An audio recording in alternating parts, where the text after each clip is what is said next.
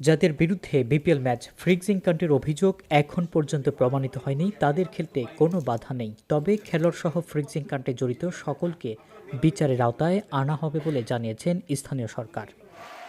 যাদের বিরুদ্ধে BPL match fixing কাণ্ডের অভিযোগ এখন পর্যন্ত প্রমাণিত হয়নি তাদের খেলতে কোনো বাধা নেই, তবে খেলোয়াড়সহ ফিক্সিং কাণ্ডে জড়িত সকলকে বিচারের আওতায় আনা হবে বলে জানিয়েছেন স্থানীয় সরকার, পল্লী উন্নয়ন ও সমবায় মন্ত্রণালয় এবং যুব ও ক্রীড়া মন্ত্রণালয়ের উপদেষ্টা আসিফ মাহমুদ সজীব ভূঁইয়া।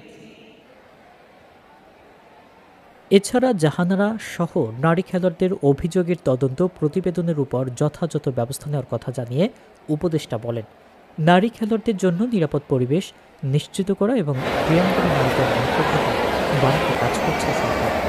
রবিবার ৯ নভেম্বর দুপুরে সাভারে বিকেএসপিতে যুবদের আত্মরক্ষামূলক নারী প্রশিক্ষণ প্রকল্পের অনুষ্ঠানে অংশ নিতে জানান। আমরা প্রাথমিকভাবে খুবই এটা বলা যায় যে আইডিয়া সেই আইডিয়ার তুলনায় খুব ছোট পরিসরে শুরু করেছি।